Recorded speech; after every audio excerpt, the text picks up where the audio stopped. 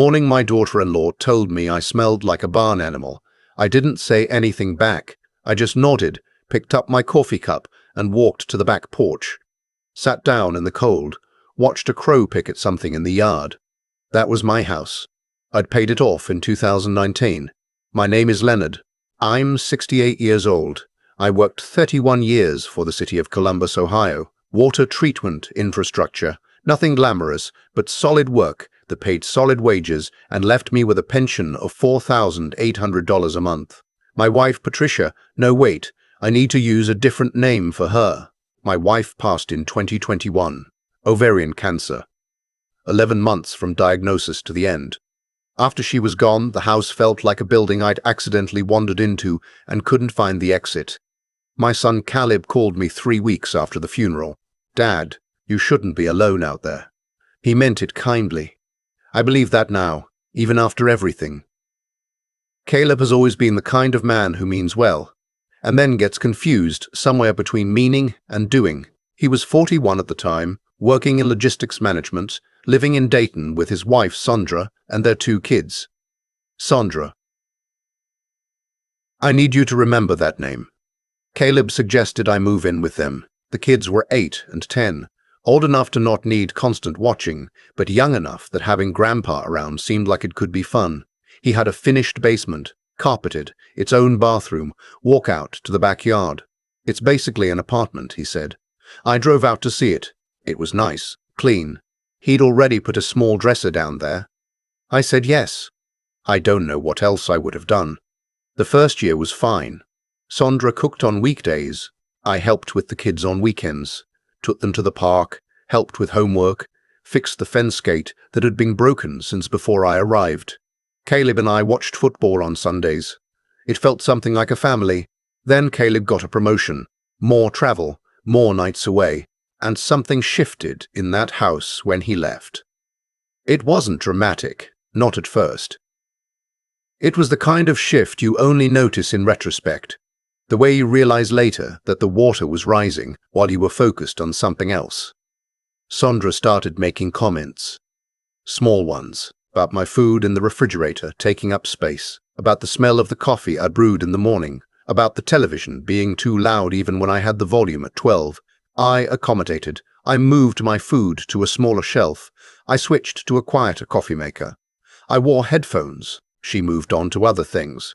I had a routine with the kids. I picked up my grandson Marcus from soccer on Tuesdays. Sandra told me one evening that she'd prefer to handle transportation going forward. Said it in the tone people use when they're not asking. I stopped picking up Marcus. I told myself this was her house too. I told myself blended household tensions were normal. I told myself Caleb was busy and Sandra was stressed, and I was a guest in their lives. Even if my name was technically on a quit-claim deed I'd signed when I moved in, a document Sandra had arranged and Caleb had assured me was just for insurance purposes. I didn't read it carefully enough. I was still grieving. That's not an excuse. It's just the truth. When you lose someone after 38 years, your brain does things. It takes shortcuts. It trusts the people it thinks it can trust. Caleb traveled a lot in his new role. A week in Charlotte, 10 days in Phoenix, 2 weeks in Dallas. I started to realize that Sandra was different when he was gone. Not worse, exactly. More herself, less filtered. She had a friend, a woman named Britta, who came over on Thursday evenings. I'd come upstairs to use the kitchen, and they'd go quiet in a way that felt pointed. I'd make a sandwich and go back downstairs, and sometimes I'd hear them laughing 2 minutes later. One Thursday I heard Sandra say, clearly through the ceiling, "He just sits down there like a mushroom. I don't know how much longer I can do this." I stood in my basement with half a turkey sandwich, and I thought, this is my house. Then I thought, is it? I called my old neighbor back in Columbus, a retired paralegal named Bet, who I'd known for 20 years. Told her what I'd signed. She went quiet. "Leonard," she said, "a quit-claim deed means you transferred ownership. You're not on that title anymore." I sat down on my basement bed. "What about my pension?" I said. "What about the direct deposit?" "It still goes to my account." "That's yours," she said. "That's federal income. Nobody can touch that without your consent. Nobody? She paused slightly longer than I wanted her to. Nobody legally. But Leonard, you need to be careful. Do you have a power of attorney in place?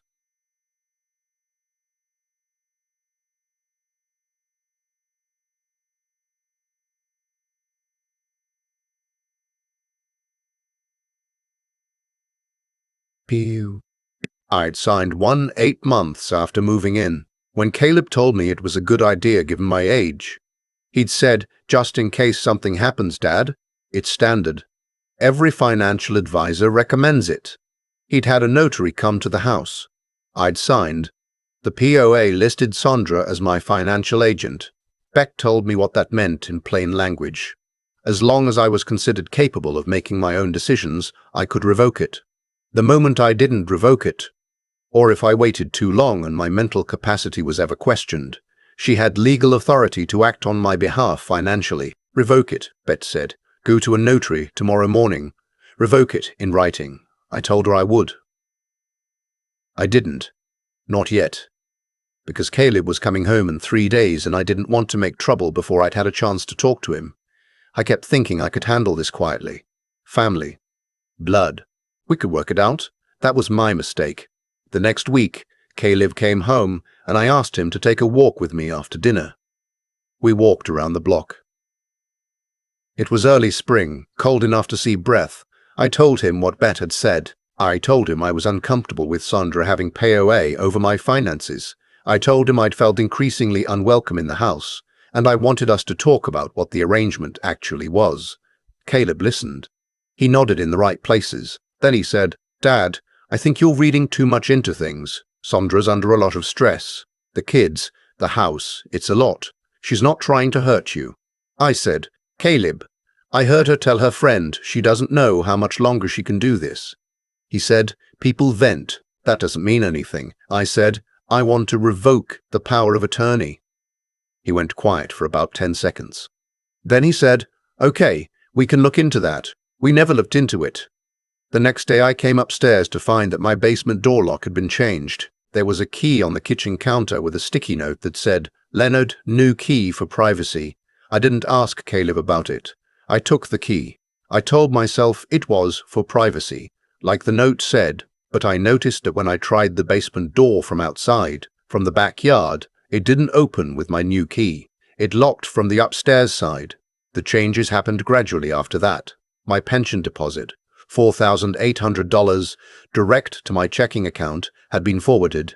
I didn't catch it for a full 30 days because I rarely checked the account. Caleb had helped me set up automatic bill pay 2 years ago, and I trusted it. When I checked, the account balance was $47. I called the bank. They told me a third-party forwarding authorization had been set up 11 days prior, authorized by my power of attorney agent. I don't have words for how that felt. I've tried to find them. The closest I can get is this. It felt like standing in a room you've lived in your whole life and suddenly noticing that all 4 walls have moved 6 inches closer. The room is still the room, but it's smaller than it was, and it keeps going. I asked to speak to a branch manager in person. They told me I could come in. I asked Caleb if I could borrow his car. He said Sandra had it at the dentist. Could I wait until tomorrow? Tomorrow she had an appointment.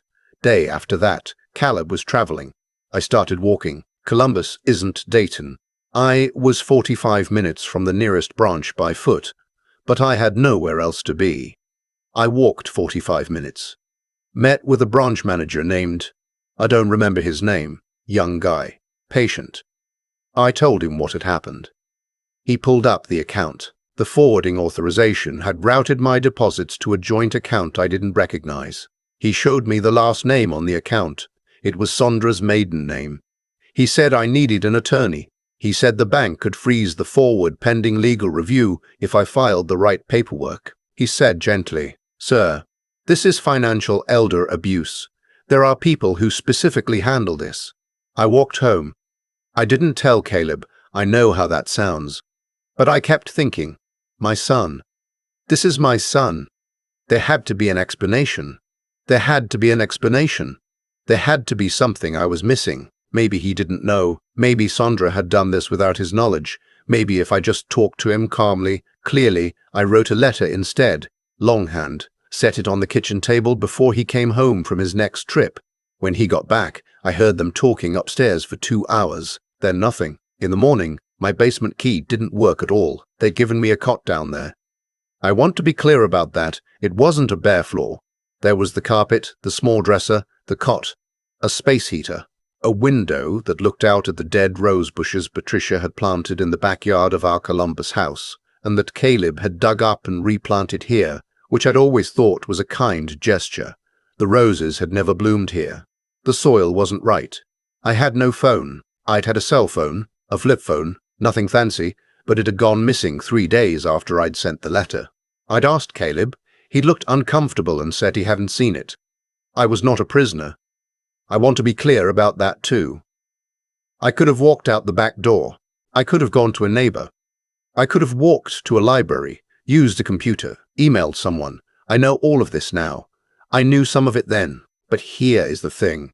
Nobody tells you about being in your late 60s and completely financially stranded and emotionally hollowed out by grief and betrayal at the same time. You stop trusting your own judgment. You start to think, if I was wrong about the deed, wrong about the POA, wrong about Caleb, wrong about Sandra, what else am I wrong about? Maybe I am too old. Maybe I'm confused. Maybe this is what I deserve for not being more careful. I sat in that basement for 19 days. I lost weight. I ate what I could get when Sandra left the house, crackers, a can of soup, peanut butter from a jar I'd hidden in the dresser drawer. I drank water from the bathroom tap. On day 19, I heard the back door open.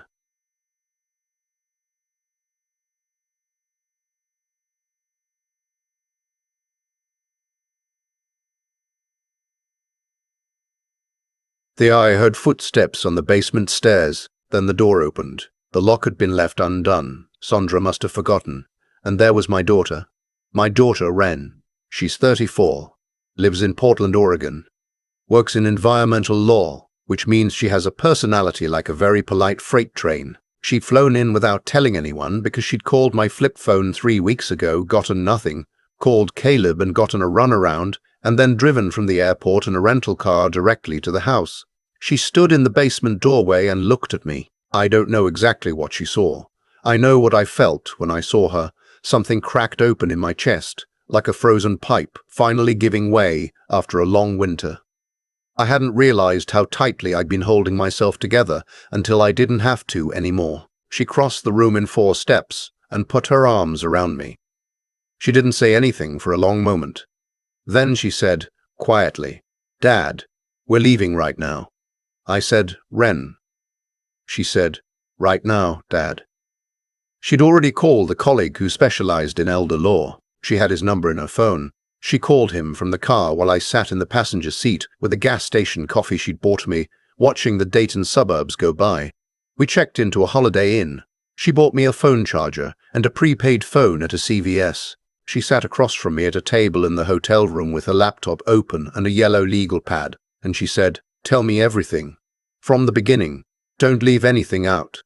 I told her everything. She wrote for 2 hours. Asked me to repeat dates, amounts, specific words I remembered. When I told her about the bank manager, her expression shifted, focused, precise, the way it gets when something becomes a case instead of just a problem. "The forwarding authorization," she said. "Did the bank manager give you a reference number for the freeze request?" I hadn't filed the freeze request. I'd walked home. She closed her eyes for 1 second, opened them. "Okay, that's fixable. Tomorrow morning, first thing, we go to the bank. Then we go to the county recorder's office. Then we meet with Daniel, my colleague, at 11. What about Caleb?" She looked at me for a moment. "Caleb can wait," she said. The attorney, Daniel Reyes, 40-something, soft-spoken, with an office downtown full of stacked files and a framed photo of a golden retriever, listened to everything I'd said and then asked me a series of questions I hadn't expected. Had I ever been diagnosed with any cognitive condition? No. Had any physician suggested I lacked decision-making capacity? No. Did I have records of my pension income prior to the forwarding? I had 31 years of pay stubs from the city. He nodded slowly and said, "Mr. Leonard, you can revoke that power of attorney today.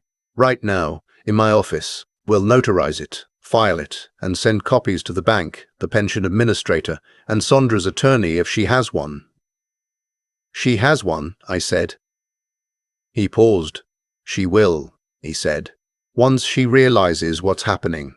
I signed the revocation, watched him stamp it. I felt something return to me in that moment that I hadn't been able to name when it was gone.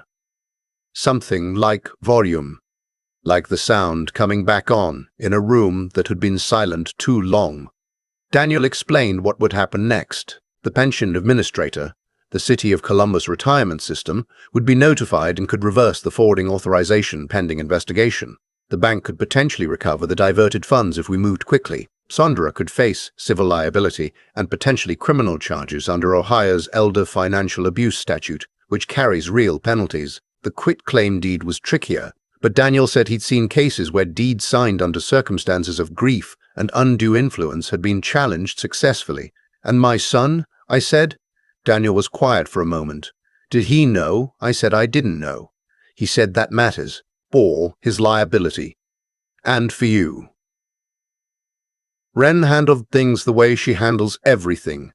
Systematically and with a quiet ferocity that I've always admired and slightly feared. She'd sublet her Portland apartment for 2 months. She stayed in Dayton. Caleb called on the 3rd day. He sounded scared. I answered the phone myself. He said, "Dad, I need you to understand. I didn't know how far she'd taken it with the account. I swear to God I didn't know." I sat with that for a long time before I responded. Then I said, "Caleb, you knew enough." He didn't say anything. I said, "You saw the letter. You knew she'd changed the lock. You knew I didn't have a phone. And you stayed." He said, "I know." That was the whole conversation. The investigation took 4 months.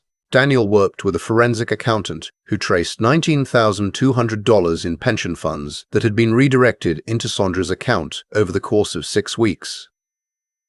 The county DA's office got involved. Sondra's attorney negotiated. She agreed to full restitution and 3 years of probation. No prison time, which Daniel warned me was the likely outcome. First offense, no prior record, cooperation. I was disappointed. I won't pretend I wasn't. But the money came back. Every dollar. The deed challenge was harder. Took 8 months and a separate civil proceeding. Daniel argued undue influence. I'd signed while still deep in bereavement, under pressure, without independent legal counsel. The judge agreed. The deed was voided. The house in Columbus, my house, the one Patricia and I had paid off together, was restored to my name. I sold it 6 months later. It was time. I bought a small place in a 55-plus community in Dublin, Ohio, a ranch house, 1 story, a porch that faces west.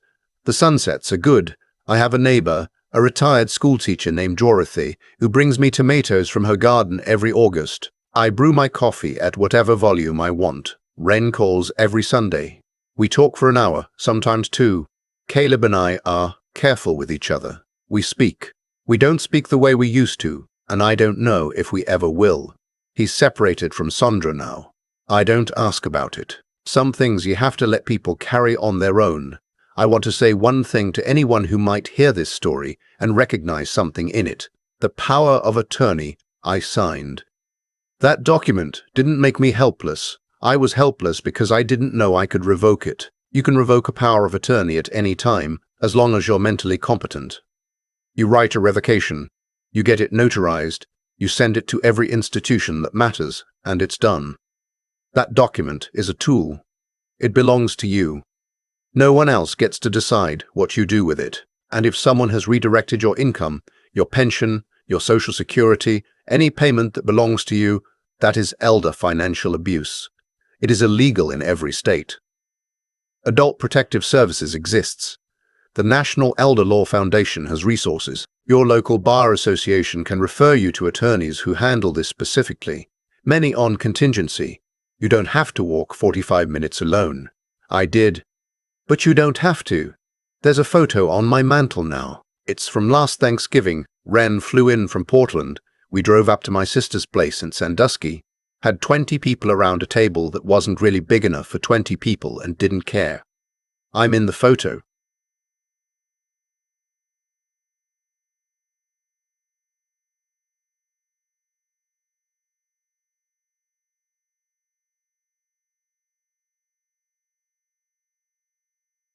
I look tired in the way that becomes permanent after a certain kind of year, but I'm sitting at the head of the table, and I'm laughing at something. I can't remember what, probably something, Ren said. She's always been the funny one. My sister is laughing too. The kids are blurry because they wouldn't sit still. Patricia would have loved that afternoon. I set the coffee down, watched the sunset from my west-facing porch. Some things you lose and don't get back. Some things you lose and then someone kicks open a basement door and stands in the light and says we're leaving right now, and you find out that not everything that disappears is gone for good. I'm 68 years old. It's my house, my pension, my life, and I'm still here.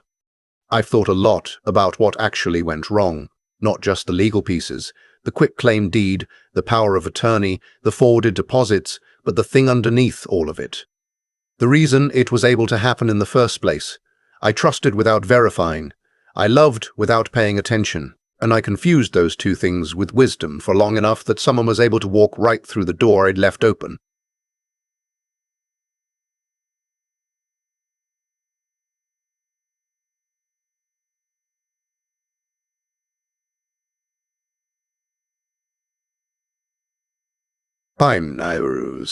It's just the truth. And I've gotten to the age where I'd rather sit with an uncomfortable truth than a comfortable story that doesn't hold up.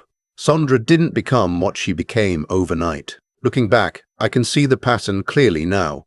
The small tests, the incremental moves, each one slightly further than the last.